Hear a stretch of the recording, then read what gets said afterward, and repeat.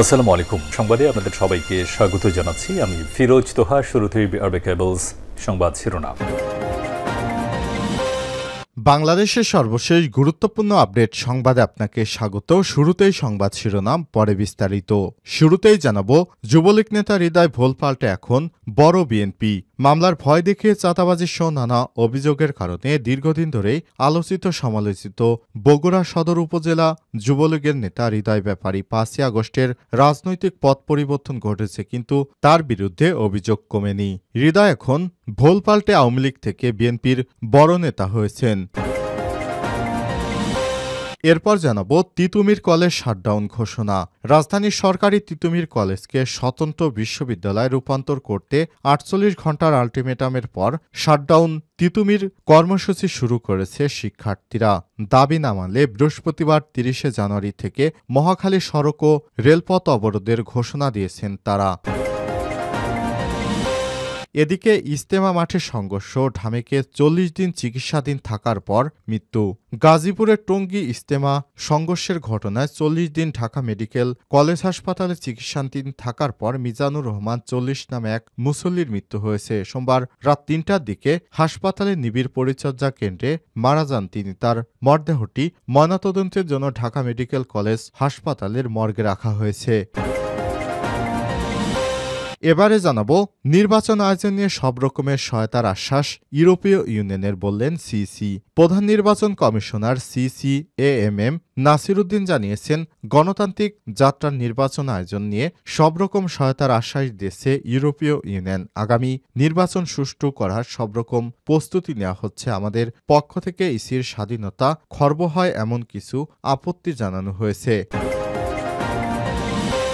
এদিকে বাংলাদেশে একটি নির্বাচন দেখতে চায় ব্রাজিল। রাষ্ট্রদূতের সঙ্গে বৈঠক শেষে বললেন আমির খসরু।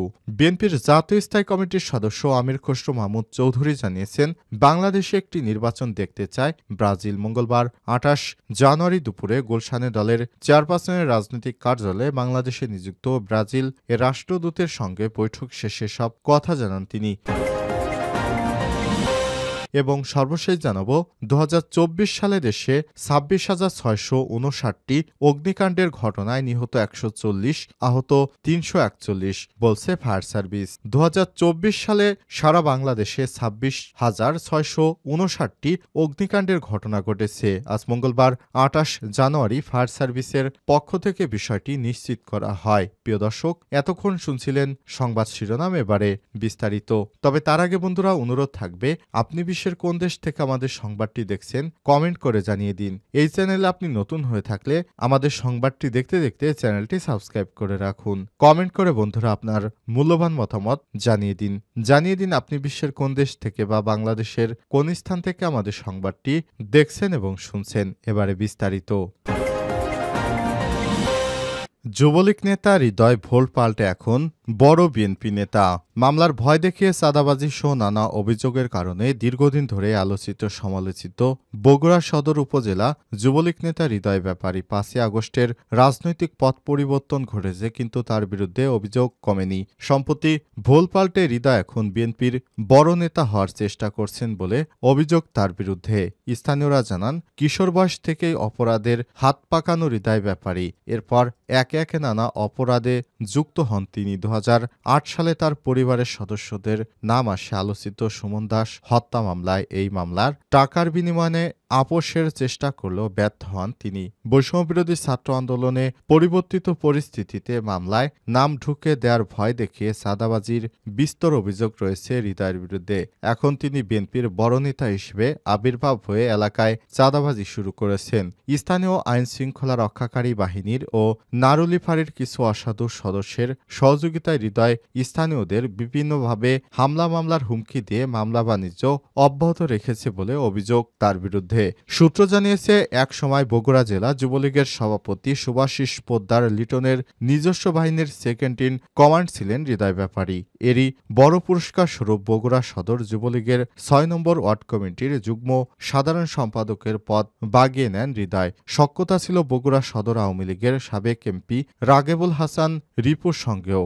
বগুড়া সদর উত্তর সেলোপাড়ার বাসিন্দা বলছে, হৃদয় দীর্ঘদিন ধরেই এলাকাবাসীকে হয়রানি করে আসছেন। ভয় দেখিয়ে অর্থ আদায়, চাঁদাবাজি, নানাভাবে আতঙ্কের পরিবেশ তৈরি করেছেন তিনি। তবে তার ভয়ে স্থানীয়রা মুখ খুলছে না। তিনি বগুড়া সদরের উত্তর সেলোপাড়া এলাকার মৃত আলম ব্যাপারীর ছেলে।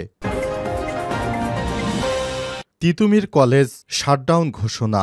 রাজধানীর সরকারি তিতুমির কলেজকে স্বতন্ত্র বিশ্ববিদ্যালয়ে রূপান্তর করতে ৪৮ ঘণ্টার আলটিমেটামের পর শাটডাউন ঘোষণা করেছে শিক্ষার্থীরা। দাবি না মানলে বৃহস্পতিবার ৩০ জানুয়ারি থেকে মহাখালী মহাসড়ক ও রেলপথ অবরোধের ঘোষণা দিয়েছেন তারা। সোমবার ২৭ জানুয়ারি রাতে সভা করে আজ থেকে সব ধরনের ক্লাস পরীক্ষা বন্ধ রাখার ঘোষণা দিয়েছে বিশ্ববিদ্যালয় রূপান্তর আন্দোলনের সংগঠন তিতুমির ঐক্য।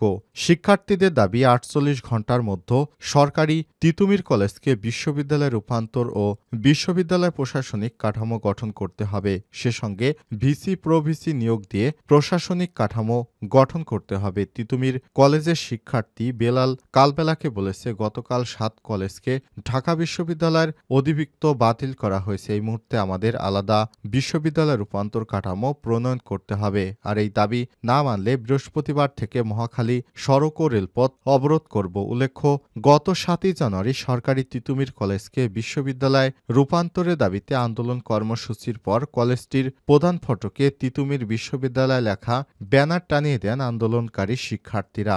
এরপরই তিতুমির কলেজকে বিশ্ববিদ্যালয়ে রূপান্তরিত করার চেষ্টা চালিয়ে যাচ্ছেন তারা। এরই ধারাবাহিকতায় সরকারকে নানাভাবে আলটিমেটাম বা হেনস্থা করার চেষ্টা করছে এই শিক্ষার্থীরা বলে অভিযোগ পাওয়া গেছে। বিশ্ব ইজতেমার মাঠে সংঘর্ষ, ঢামেকে ৪০ দিন চিকিৎসাধীন থাকার পর মৃত্যু। গাজীপুরের টঙ্গী ইজতেমা মাঠে সংঘর্ষের ঘটনায় ৪০ দিন ঢাকা মেডিকেলে চিকিৎসাধীন থাকার পর মিজানুর রহমান ৪০ নামে এক মুসল্লির মৃত্যু হয়েছে। সোমবার ২৭ জানুয়ারি রাত ৩টার দিকে হাসপাতালের নিবিড় পরিচর্যা কেন্দ্রে মারা যান তিনি। তার মরদেহটি ময়নাতদন্তের জন্য ঢাকা মেডিকেল কলেজের মর্গে পাঠানো হয়েছে। মিজানুর রহমানের বোনের জামাই মোকসেদুল হক বলেন, তার বাড়ি কুড়িগ্রাম জেলার ফুলবাড়ী উপজেলার মাস্টারপাড়া চন্দ্র থানা গ্রামে। মিজানুর ব্যবসা করতেন, তার এক ছেলে ও ২ মেয়ে রয়েছে। মোসাদ্দেকুল আরও জানান, মিজানুর সাতপন্থী ছিলেন। জোর ইজতেমার অংশ নেয়ার জন্য গ্রাম থেকে গত ১৭ ডিসেম্বর টঙ্গীর ময়দানে এসেছিলেন মিজানুর রহমান। ১৭ তারিখ দিবাগত রাতে ইজতেমা মাঠে সংঘর্ষের ঘটনা ঘটলে তিনি মুসল্লিরা তাকে রাতেই টঙ্গী আহসানুল্লাহ মেডিকেলে নিয়ে যান। সেখান থেকে ১৮ ডিসেম্বর থেকে ঢাকা মেডিকেলে নিয়ে এসে আইসিইউতে ভর্তি করা হয়। এই ঘটনার ২ দিন পর স্বজনরা খোঁজ পেয়ে হাসপাতালে এসে তাকে দেখতে পান। আইসিইউতে চিকিৎসাধীন অবস্থায় সোমবার রাতে তিনি মারা গেছেন। সুরতহাল প্রতিবেদনে সাভার থানার উপপরিদর্শক এসআই আশরাফ আলী জানান, ১৭ ডিসেম্বর রাত ৩টার দিকে টঙ্গী ইজতেমার ময়দানে সংঘর্ষের ঘটনায় আহত হন তিনি। চিকিৎসাধীন অবস্থায় ঢাকা মেডিকেল আইসিইউতে তিনি মারা গেছেন। তার মাথায় আঘাত ছিল, তবে ময়নাতদন্তের পর মৃত্যুর প্রকৃত কারণ জানা যাবে। নির্বাচন আয়োজন নিয়ে সব রকমের সহায়তার আশ্বাস ইউরোপীয় ইউনিয়নের, বললেন সিসি। প্রাক নির্বাচন কমিশনার সিসিএএম নাসিরুদ্দিন জানিয়েছেন, গণতান্ত্রিক যাত্রায় নির্বাচনের প্রয়োজন নিয়ে সব রকম সহায়তার আশ্বাস দিয়েছে ইউরোপীয় ইউনিয়ন। আগামী নির্বাচন সুষ্ঠু করার সব রকমের প্রস্তুতি নেওয়া হবে। আমাদের পক্ষ থেকে ইসির স্বাধীনতা খর্ব হয় এমন কিছু আপত্তি জানানো হয়েছে। মঙ্গলবার ২৮ জানুয়ারি রাজধানীর আগারগাঁওয়ে নির্বাচন ভবনে ইউরোপীয় ইউনিয়ন এর প্রতিনিধি দল এর সঙ্গে নির্বাচন কমিশনের বৈঠক শেষে প্রধান নির্বাচন কমিশনার সাংবাদিকদের এসব কথা জানিয়েছেন। নির্বাচন কমিশনের স্বাধীনতা ক্ষুণ্ণ রাখতে একমত ইউরোপীয় ইউনিয়ন উল্লেখ করে প্রধান নির্বাচন কমিশনার বলেছেন, সংস্কারকে গুরুত্ব দিয়ে ইউ জানিয়েছে, তবে ইউ মনে করে সংস্কার সময়টা কম হয়েছে, আরও সংস্কারের সময় বাড়ানো উচিত। ইউরোপীয় রাষ্ট্রদূত মাইকেল মিলার বলেছেন, আগামী জাতীয় সংসদ নির্বাচন নিয়ে কথা হয়েছে। আমরা জানতে পেরেছি বাংলাদেশে একটি সুষ্ঠু ও সুন্দর নির্বাচন হওয়া প্রয়োজন। আন্তর্জাতিক মানের নির্বাচন করতে বাংলাদেশকে সহযোগিতা করবে ইউ এর প্রেসিডেন্ট আজ নির্বাচন কমিশনার সিসিকে এই আশ্বাস দিয়েছেন। তারা জানিয়েছে বাংলাদেশে সুষ্ঠু নির্বাচন করতে ইউরোপীয় ইউনিয়নের প্রতি সব ধরনের সহযোগিতা দেয়া হবে এবং বাংলাদেশ যেন সঠিকভাবে এগুতে পারে তারা সে ব্যাপারে সহায়তা করবে বলে জানিয়েছেন প্রধান নির্বাচন কমিশনার সিসি এম নাসির উদ্দিন।